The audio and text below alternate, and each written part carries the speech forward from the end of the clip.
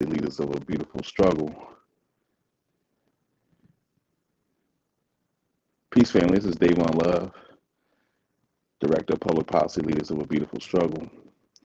If y'all been paying attention to some of the stuff we've been doing, we did a podcast on Monday, giving people an update on our work. And so what I want to do is I want to talk a little bit about just some of the stuff that's happening with our legislative priorities. You know, people who know me know I'm not the one to be all doing the Facebook Lives joint. But I do want to kind of take people into what it's like in terms of being down here and some of the ways that it works, so people really get an understanding of like what we're dealing with. So right now, I had to find a quiet place. So I'm in the Baltimore City delegation room, which is across the hall from the Prince George's County delegation room.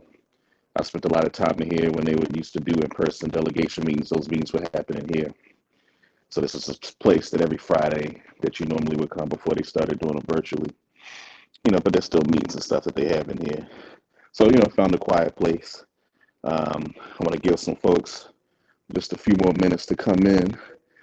But yeah, this is, just want to really bring people into what we do. So I'm usually here 2 or 3 days a week, sometimes 4 days a week. I'm gonna be in Annapolis 4 days a week. And you probably hear people in the background, but people looking for quiet places to talk, because this is that really busy time in session. On Monday is crossover. Crossover is essentially, just to give you a sense of what that means, you know, for a bill to pass, that's to pass both chambers. That's to pass the state Senate and the House of Delegates. And on the 20th, every bill that has a chance to pass has to pass at least one of the chambers by the 20th. And so this is that period of session, you know, that week before, where people are trying to get their thing out of one of the chambers so that the bill essentially stays alive. And so that's why this week I'm here a lot, is because, you know, they do voting sessions. And so just to give a sense of what that is, every bill starts in the committee, and from the committee, it's got to go to the full floor of that chamber. And once it hits the full floor and leaves the full floor, then it's done. But it starts in committee. And so those committees are important. That's where a lot of the work happens. And today, there's actually a voting session in the House Judiciary Committee. That's where the bills that we're going to talk about today were assigned, and where a lot of that work is going to happen. Every bill that gets filed constitutionally is mandated to have a hearing. A lot of the hearings are now over. Most bills have already had a hearing. So now this is that point in session where folks are like considering different pieces of legislation and whatnot. So again, that's why this week is real busy, because now we're just trying to move stuff out of at least one of the chambers. So what I want to talk about today, as you've seen some of the action alerts and the emails you've gotten, we've worked on cannabis legalization, and we worked on multiple aspects of it. So some aspects of cannabis legalization has to do with, you know, the business side, the regulatory side. And that's work that we're still doing. I'm not going to talk in depth about that today. You know, but there's that aspect of it. But then the criminal justice aspects of cannabis legalization.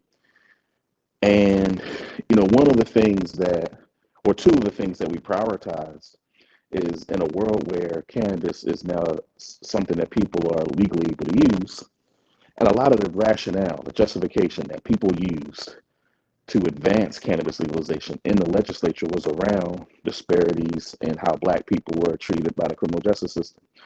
You know, Black people are overwhelmingly the people who are charged with it. In some places in the state, you know, 8 and 9 times more likely to be charged with cannabis-related arrests, more likely to be convicted, more likely to be stopped. The majority of like traffic stops, you know, is Black folks. So the data, you'll see it in our testimony and in our action alerts and other things we publish that really demonstrate just the level of disparities in that and in contact with law enforcement. And cannabis plays a big role in that. You know, law enforcement, I was actually in an Uber last night, and the Uber driver overheard me talking about, you know, what I'm doing today, and said to me, he was like, yeah, his brother in Harford County, you know, got jammed up, and the officer used the smell of cannabis as the pretext for it. You know what I mean? So, you know, it's something that is really important. And in a lot of ways, this should be easy. Um, so let me actually talk about what the bills that are being heard, what the bill being heard today is, and what we're trying to do. And then I'm gonna just give some commentary. Finish the commentary I was starting to give just about what that means about the legislature. Um, so cannabis was legalized, which means that people, will be possessing it, and it'll be legal. And so the bill that we are advocating for, it is HB 1071 in the House, SB 51 in the Senate. We're in the House today, and what the bill does is say that law enforcement can't rely solely on the smell of odor as probable cause to search and seizure. You know, pretty straightforward. Um, if officers are trying to get at someone because they think they're impaired, they need to notice impairment. The odor itself is not evidence of consumption of cannabis. And so that is pretty straightforward. And I was on WEAA the other day. The brother Gabe, that's one of the hosts, and one of the things I echoed on his show was that, this should be a no-brainer. He seemed to think so too. I think this is a no-brainer in a world where cannabis is legal. And so that's the bill. That bill's on the vote list in the Judiciary Committee today. It was supposed to be a 3, but they moved it to 5. So I'm gonna be here for a while. And so part of the challenge though is that, and so let me go back to the commentary. If you watch LBS in our work, we're very critical of Democrats, even though Maryland, in most senses, are effectively a one-party state in terms of who controls everything. Democrats tend to not deliver on policy for Black people to the extent that we occupy the rank and file of the party, and to the extent that, Maryland being a state that is largely people of color, Black people making up 30% of the state, and then Latinos being 11%. So in many ways, the Democratic Party, it's rank and file majority Black and brown, and so these are the kind of issues that impact the base of the party. And yet, traditionally, the party has not delivered for Black people in the way that's commensurate to what the patronage that Black people give it. And one of the tactics that the legislature, the Democrats use, is an attempt to appear as much as possible that they have made change while maintaining the very systems and structures that create the problems that face Black people. An example of that, so a conversation that we've been having for the past 12 hours, 18 to 12 hours or so, is this notion of the exclusionary rule. Now, I'm not an attorney, right? I've dealt with these issues of policies for many years, but I'm not an attorney. But my understanding, as I understand it, is that if an officer engages in an illegal search, right, in a search that was unconstitutional, the exclusionary rule says the evidence found as a result of that search is not admissible. And that serves as a deterrent to illegal searches, right? Because if certain searches weren't illegal, then law enforcement would just search whenever they wanted to, right? And they literally could just invade your privacy, your home on a whim with no justification. And that's not a quality of life that anybody would want. And that's not a quality of life that Black people should be subject to, which is the case given the way in which these kind of things, Black people are almost exclusively the ones that are stopped and searched. And so this is exclusionary rule that will prohibit the use of evidence that come from searches that were illegal. Well, part of the challenge is that there's a debate, a controversy around whether to include the exclusionary rule in the bill. And what we're being told is that the exclusionary rule would be put in uncodified language in the bill. Now, a lot of fancy, technical words, but uncodified, as we understand it, is less strong than straight up codifying it, making it unlawful to search solely on the basis of odor. And of course, the question we have is, well, if we agree that, cannabis being legal means that law enforcement shouldn't be using it as a public safety strategy, should be using it to stop black people or anyone for that matter, then it doesn't make sense for the searches that come as a result of the sole use of odor to be admissible. And that would be the deterrent for people using odor to stop and seize people. So the question we have is, well, why not just codify the language? Why not have the strongest version that asserts that it would be unlawful? And I haven't heard any good arguments for that. And part of the challenge is that the chair of the House Judiciary Committee, Lee Clippinger, who we've talked about and written about before, and again, he's a nice enough guy. He's been open to meetings and conversations, but he is a prosecutor. He's a Baltimore City delegate, but is a prosecutor in Anne Arundel County. And in a lot of ways, being a prosecutor, I imagine, introduces a bias, particularly when we know that law enforcement sees cannabis prohibition policies as one of their core law enforcement public safety strategies. I actually talked to a gentleman who was former law enforcement a couple of weeks ago, and the way he put it was, any opportunity that law enforcement has to get around the Fourth Amendment, they'll take that opportunity, right? And in a lot of ways, cannabis prohibition policies has been the way that law enforcement has been able to get around the Fourth Amendment and be able to violate Black people's Fourth Amendment rights. So if we don't have this exclusionary rule that puts the force of law behind the fact that odor can't be the sole thing used to,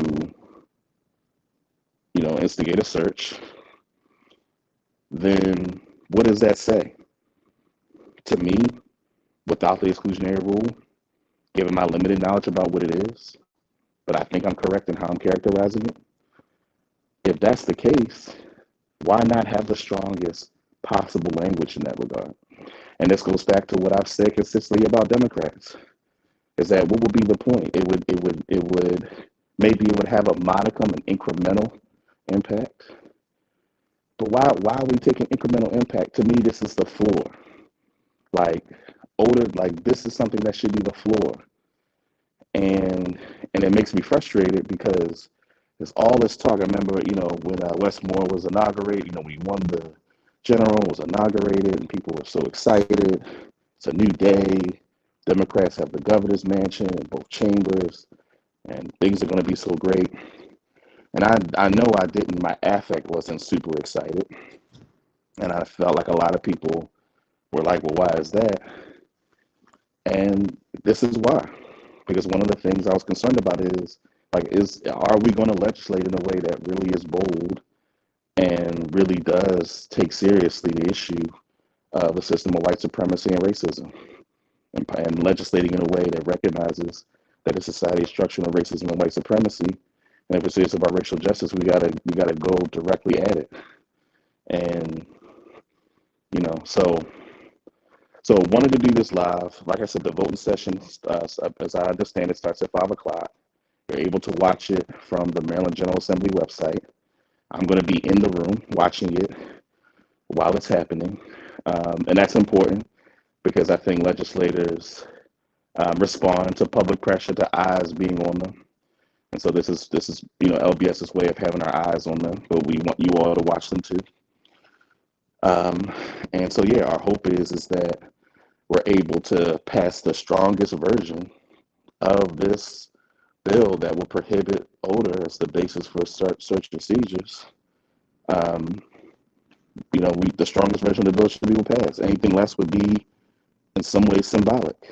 And the largest Black caucus in the country, the Black governor, all these Black folks in charge of these statewide positions, it actually fuels the argument that this whole Black faces in high places doesn't necessarily equate to the masses of Black people, the working class Black people. And so we got to push. We can't assume that because folks are Black, they're going to deliver. We got to push. And so we're hoping that you all join us in pushing. So I'm about to head back over to the House Judiciary hallway, stake out, see people, see what's going on.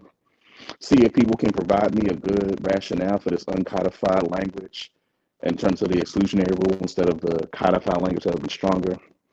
Maybe somebody will give me an argument as to why that is preferable, but I'm pretty certain that codified language will be stronger. But we'll see. Hopefully someone can give me a good answer. And whatever they tell me, I'm going to make sure that we make it available for you all. And if it's what I think it is, which is a weaker version, y'all going to hear from us, and we're going to need you all use the action alerts that were sent out earlier. Call the House Judiciary Committee. We may have to deal with some of this stuff. We will have to deal with this on the Senate side. Please contact your legislator, send an email. Adam has set it up so where it's real easy. Just go to the page and push a button, put your information, push the button. It really helps us to move things forward. So anybody who's watching this right now, if you could, just take a few minutes, like literally a minute, contact your legislator, really helps to add to the pressure that we're able to put. So once again, this is Davon Love, Director of Public Policy Leaders of Beautiful Struggle, live from Annapolis in the Baltimore City Delegation Room. Like I said, I'm going to head back over to the committee room, and you'll be hearing from us soon about what happened today. Peace.